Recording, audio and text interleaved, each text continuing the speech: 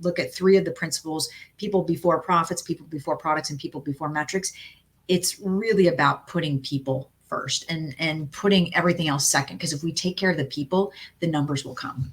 Welcome to Unexpected Journey, the show where each week top professionals share work wisdom and life lessons about their careers and what they have learned about human experience in the workplace. I'm your host, Ann Bibb. This week we have Annette Franz. She is the founder and CEO of CX Journey. Annette is an internationally recognized customer experience thought leader, coach, keynote speaker, and author of Customer Understanding: 3 Ways to Put the Customer in Customer Experience and at the Heart of Your Business, and her second book, Built to Win: Designing a Customer-Centric Culture That Drives Value for Your Business, was released on March 22nd, 2022. Before we begin, don't forget to subscribe and leave your comments below. Now let's get started. Welcome, Annette. Thank you. Thank you so much for having me, and thank you for that awesome introduction. I'm looking forward to our conversation. We've known each other for a while, right? So it's wild. We've known each other for years. Now, this is one of those weird friendships that we I've heard of people like meeting on Facebook or MySpace, but we met on Twitter. Yes. Yeah. Absolutely. And I may or may not have been a stalker fan for a while. I was going to say, wait, where's she going with this? But,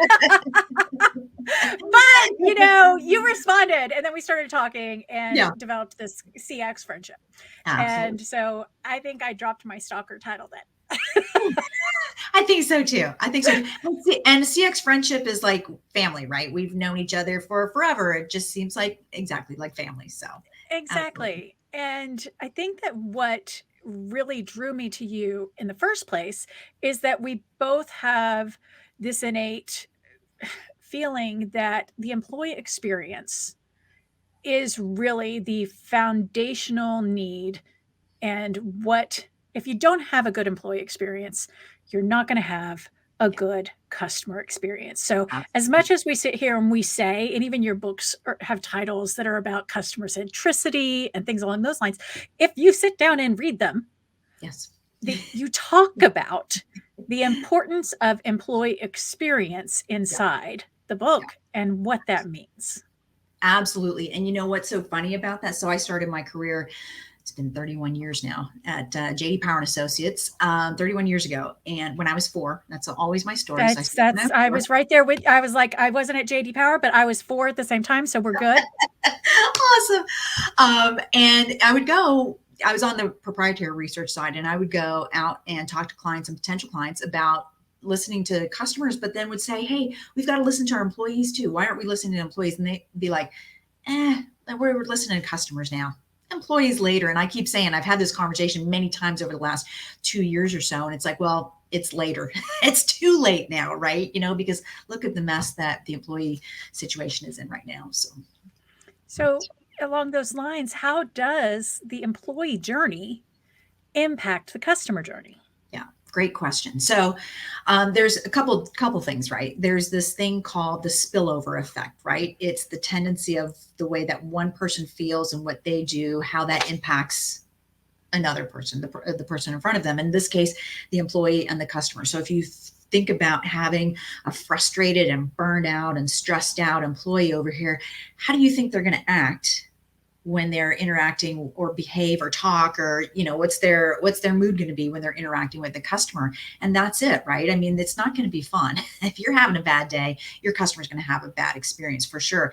And then I also say, without employees, we've got no one to design, to build, to sell, to implement, to install, to deliver, to service, so we don't need customers, right? That's the whole point of it, right? So employees are critical to the customer experience. The employee experience is critical to the customer experience. And that's how I do the math. We talk about, and I want to back up a little bit because I do want to go a little bit deeper into the whole employee-centric approach. But if we back up a little bit on the titles of your book, because that's what draws people in, and we start thinking about customer-centric organizations and customer-centric approaches. Yeah.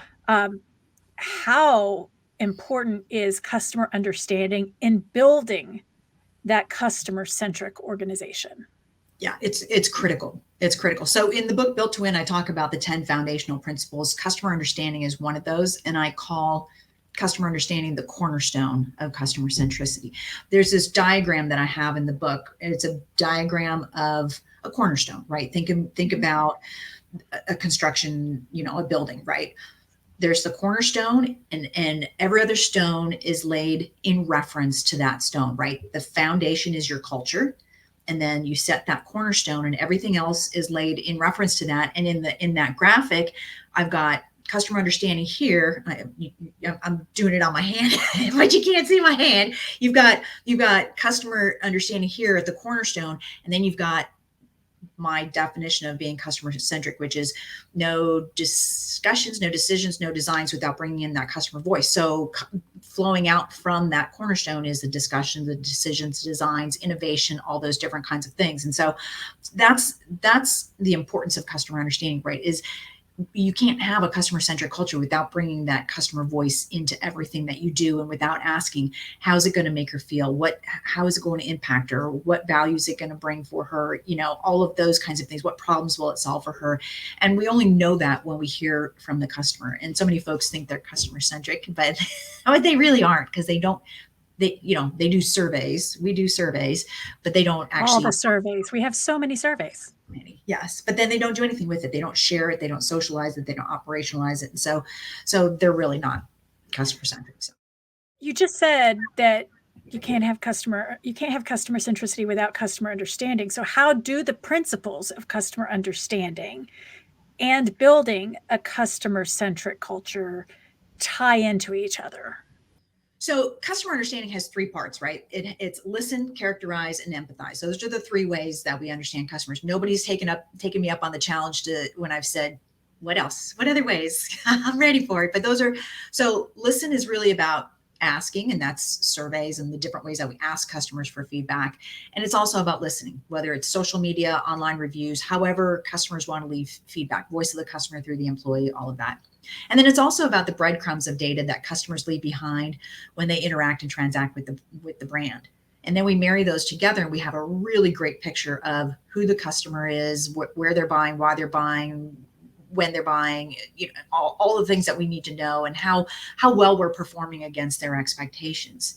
Then the second thing is characterize, where we do the work, we do the research, we go out, we talk to customers, and we build out our customer personas, really understand who are they, what problems are they trying to solve, what jobs are they trying to do, what are their expectations, those kinds of things. And then the third way is empathize, which is around the journey mapping process, which includes the journey maps, current state, future state, and then service blueprints. So all three of those things, that when we do all three of those things, produce a lot of data. But data is just data until we do something with it. And when we do something with it, we end up with some great benefits for the organization. And one of those benefits is a customer-centric culture, where we're showing our customers that they've been heard, that they're valued, and we're taking their feedback and we're using it to make changes. We're using it to design and deliver the experience that they expect, those kinds of things. And so that's how they're very closely tied in together. But how can you be or create a company-centric or a customer-centric culture and also be employee-centric? Great question. Well, it goes back to what we were just talking about, how the employee experience drives the customer experience. So one of the foundational principles of it that I write about in the book is that employees come more first. And I remember when I wrote that, my editor said, "Is that a typo?" And I said, no, it is employees come more first. That comes from a book that was written by Hal Rosenbluth of Rosenbluth International. It was a big travel agency. He wrote a book called The Customer Comes Second. And in that, he said, if we're going to put the customer first, then we have to put the employee more first. Because again, going back to what I said before, you don't have an employee experience if you don't have, you don't have a customer experience if you don't have employees to actually build that, right? And so somebody has to answer the phone.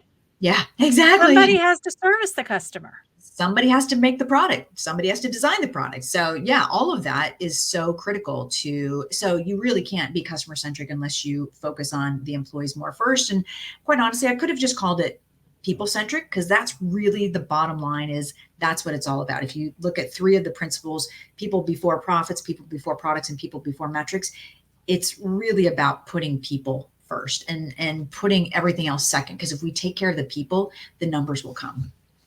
One of the things that I'm noticing today, and I'm curious if you're seeing it too, literally just had this conversation earlier, that I have concerns with what I'm seeing in a lot of, especially tech right now. Um, there's an article that all of the layoffs are happening because organizations, companies are trying to take back their, you know, take everything back so that it's no longer going to be an employee's hold. Yeah. It's going to be back on the company driven. And we have fought for years to have things like an employee experience, a chief experience officer, an experience management, employee engagement. We have fought for years to get to that point. And now we see this happening and salaries starting to go back down, saying no longer needing an employee engagement team. And it feels like they're trying to reverse the trend that we fought so hard for, especially over the last 5 to 10 years. Yeah. And that's sad to hear that. So there's a couple things. First of all, you can't do that anymore.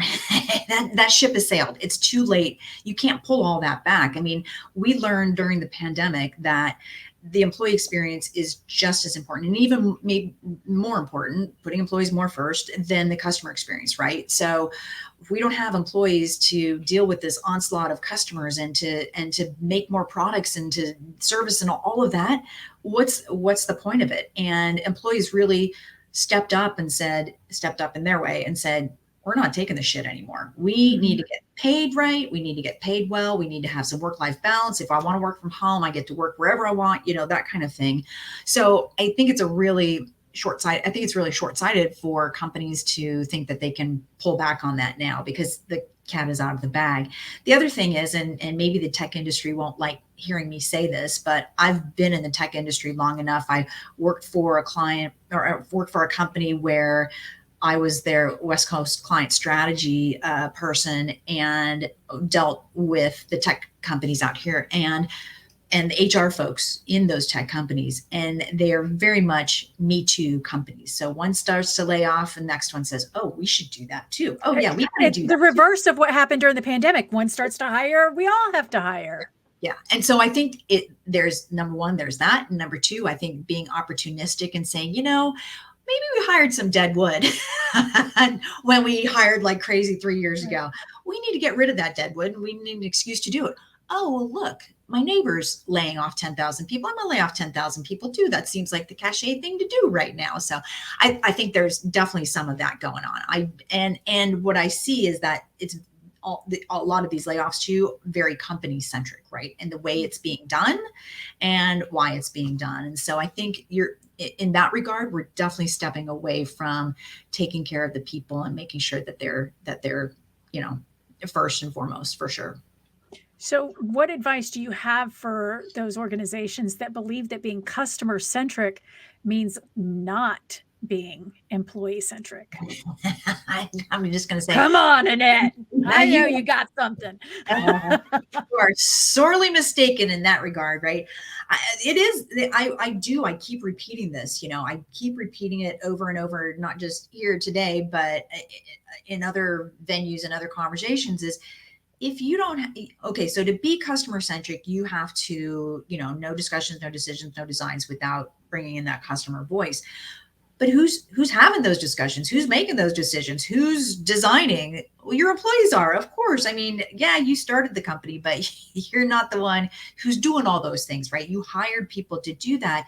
And if you don't take care of them, they're going to leave, and I always throw out as a really great example, Bob Chapman with Barry Waymiller wrote a book, Everybody Matters, right? I'm going to get that wrong. I don't know why, because I throw that book out all the time, but Everybody Matters. And he just had this epiphany that we have to take care of our people. The story kind of goes along these lines of, employees come to work every morning and they're in X mood. At the end of the day, when we send them home, they either need to be in X mood or X -1. In other words, better than what they showed up with, this morning. And so, or maybe it's +1 because we gave I was going to say, I think it's +1. I was going to say, which one is it? Well, +1 if we're going to beat them down. It's +1 if they had a great day, -1 if they had a bad day. But we don't want to send them home in worse shape than what they showed up in this morning, because then they go home and they take it out on their family and their spouse, and they drink too much, or they whatever they their own well-being goes downhill. And so he basically said, I have to look at these people, my employees, and say, you know what, you're in my, and he uses this word, span of care for 8, 10, 12 hours a day. As a leader, I need to take care of you. I need to take care of the people and not view my people as cogs in the wheel to management's success. And I think once you do that and you have that realization and you have that epiphany, it only goes uphill from there. And what a difference it has made in his companies, and all for his employees and ultimately for his customers as well. So I definitely use that example in Built to Win. And I have a couple of different examples in there about leaders who really take care of their employees, and it shows for both the people and for their customers, for their employees and their customers. That to me sounds like an organization that has a strong company culture. Yeah, absolutely. Absolutely. And a strong leader who's committed to building that culture, right? And not just letting the culture run amok and go wherever it needs to go or wants to go. What would you say are the benefits of having a strong company culture like that? Yeah, a strong, healthy culture has a ton of benefits. And when I think about strong, healthy culture, I'll just call it a people-centric culture, right? I think when people know, and I'll say people because I'm talking about both customers and employees, when they feel like they're listened to, they're heard, they're valued, their contributions matter, the things that they do, all of those things, there's a whole list of both human and business benefits when it comes to that type of a healthy culture. And there's a ton of research out there to show that when you have that type of a strong and healthy culture, the outcomes are great for the employees, the outcomes are great for your customers, and then the business wins too, because it becomes, there's a strong employer and talent branding. There's, shortened recruiting cycles. There's higher customer lifetime value because customers stay and they buy more and they buy other products. There's, they see an uptick in growth, revenue, profitability. It's a competitive advantage to have that type of a healthy and strong and healthy culture, right? To have that customer-centric culture. It benefits everyone along the way and ultimately the business. And that's why, with the book, I titled the book to Designing a Customer-Centric Culture That Drives Value for the Business. I did that because first of all, I didn't want to be redundant and say drive value for the customer, but I did it because it's about outcomes. And if we can tie that type of a culture to business outcomes, it really just makes more sense for everybody, and especially for leaders who are kind of not really getting it right. And not being just an author, you're also a consultant. Do you have an example of where you went into an organization and were able to help them recognize where that EX was struggling and turn it around and have that positive impact on CX? Oh gosh, every single, so when I first start working with clients, I interview the executive team. I'll interview a sampling of employees across the board, across departments, and then a sampling of customers as well. And when I first start working with these new clients, the CEO sort of has in his head, oh, here's what I think the issues are, right? Here's why we're bringing you on board. Here's why we're engaging with you. And even before I do we do any kind of customer understanding or employee understanding, doing just these interviews to give them a baseline assessment, it's a big eye opener for them. And so even just from that point, we start to do a lot of work. And obviously in my recommendations, I'll include the employee understanding and the customer understanding. I will focus on the culture as well and making sure that they've got the core values and they're doing the work there to establish the culture that they want to. But yet every single client that I work with, that is an aha moment for them. I had a client in Virginia where I was sitting in their leadership meeting after I did these interviews and, came to present the findings. And the gentleman sitting next to me says, on the slide where I'm talking about employee experience and driving customer experience, he goes, I never really thought about that. Thanks for saying that. I get it now. And it's like, whoa, what? and he's not the first one, right? So there are others too. So it definitely is eye-opening to show that. Yeah. And I've done that for years. 20 years ago, I remember working with a client, a software client, where we were just at the time doing surveys, surveying their employees and surveying their customers. And I tried to make sure that we could make that equation or connection between the two. And what ended up happening was customers came back and they were complaining about account management and how painful account management was. And over on the employee side, in the employee surveys, when you cut the data by the different departments, the account management team was the least satisfied. They had the most frustration. They had the most issues. That was, probably a huge aha for everybody around to go, wow, how did that story just fall out so beautifully? But it did. And I think that's, the truth is in the data there. It really is. With the employee experience, employee-centric and customer-centric organizations, communication is a really big part of that. Yeah. And, how important, or let me rephrase that. How important is effective communication, both internally and externally, when you're building this type of organization? Yeah, I think here's how I look at communication. It is the most overlooked part of the customer experience, and I think it's the most overlooked part of the employee experience too. I think that I've been doing customer interviews for a client this week, and one of the biggest issues that has come up with this client has been communication, and it's not just communication. It's not being proactive, not following up, giving me details that aren't relevant, those kinds of things. I think that's so important. And it's the same for employees as well. And the interesting thing is in this particular, I mentioned that when I first start working with a client, I'll do the executive, employee, and customer interviews. One of my recommendations for them was both employee education and customer education. And both of those have to do with how we communicate to our employees about what lies ahead, what we're doing, our vision, our strategy, all of those kinds of things. But also, like when we have this customer experience vision too, and how we're going to deliver that, we need to train our people on that, and they need to know what it is that we're expecting of them. And on the customer side, if we've got a new product or we've got a new service, we've got to help them understand why they should use it and how it should be used. And if we make changes, if we implement changes, we've got to close the loop with them and let them know to reset expectations. So communication is such an important part of both the employee experience and the customer experience in a variety of ways. I cannot emphasize that enough. So very important. And I agree. I run into communication issues more than anything else. And one of the things that I'm constantly seeing is a lack of communication strategy.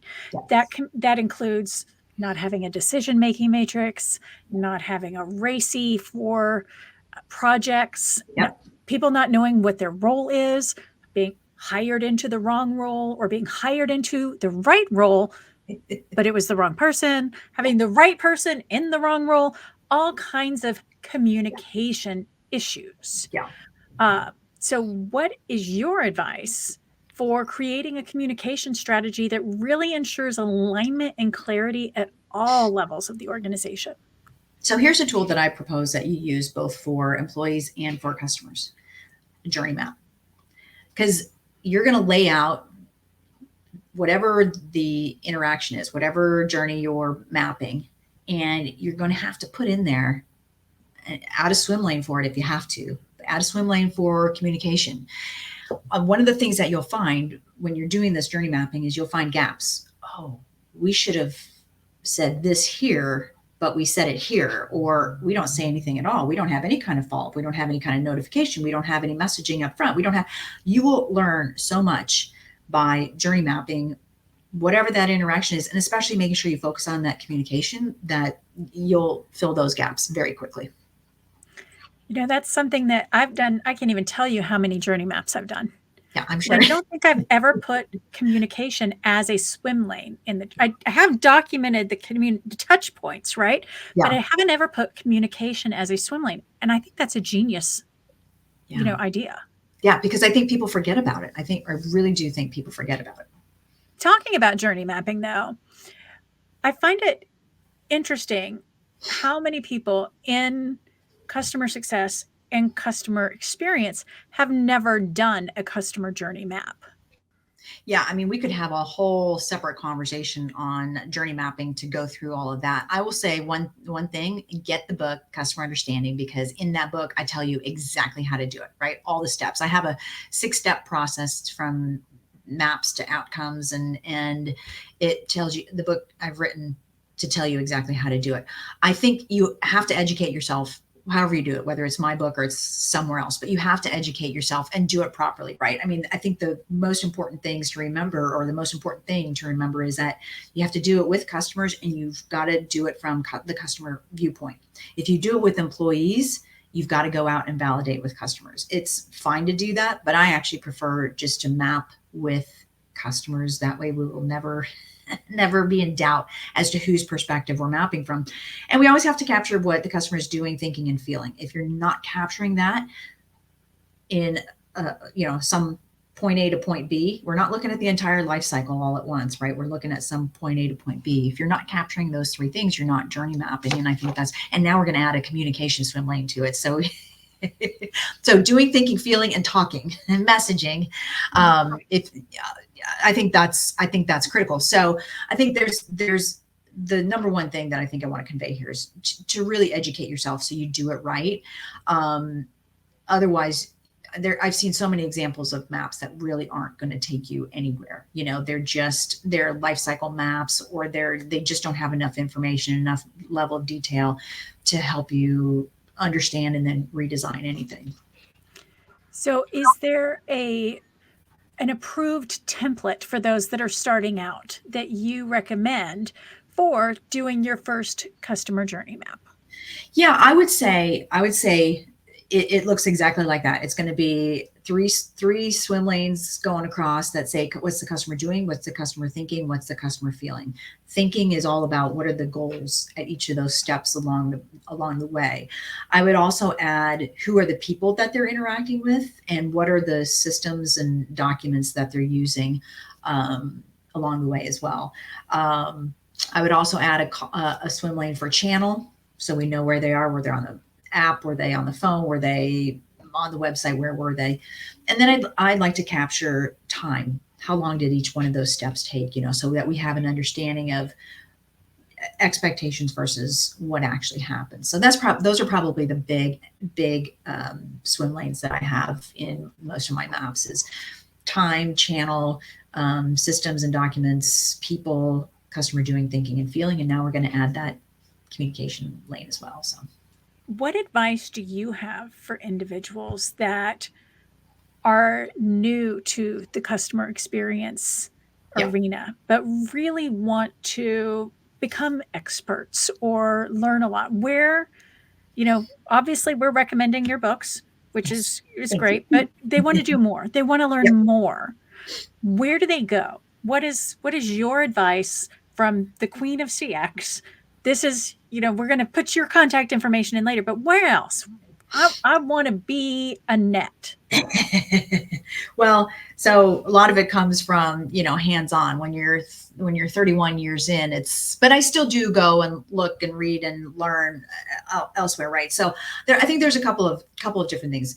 Get to know some of the top thought leaders in the space. Most of them have written books, so definitely take a look at those books. I would go to the CXPA. I would become a member of the CXPA. They've got great resources. There's a great discussion forum where you can ask a question about anything and everything CX related. And like I said earlier, CX friends are family, right? And we all want to help each other out. So what a great place to go and ask people who are going through the same thing to help out. I think there's a lot of other sites out there that aggregate a lot of the customer experience content, like Customer Think, CX Network, Tech Target has CMS Wire. a lot of great content on all of these sites. You just have to get out there and look for it and read it, sign up for their newsletters. I get a ton of those newsletters in my inbox, every morning. So those are probably some of the hotter, media sources out there where you can find pretty much all of those folks that I say are CX thought leaders are writing for one or the other of these platforms as well. So you'll find their content there as well. For everybody out there, why would somebody reach out to you, and how would they reach out to you?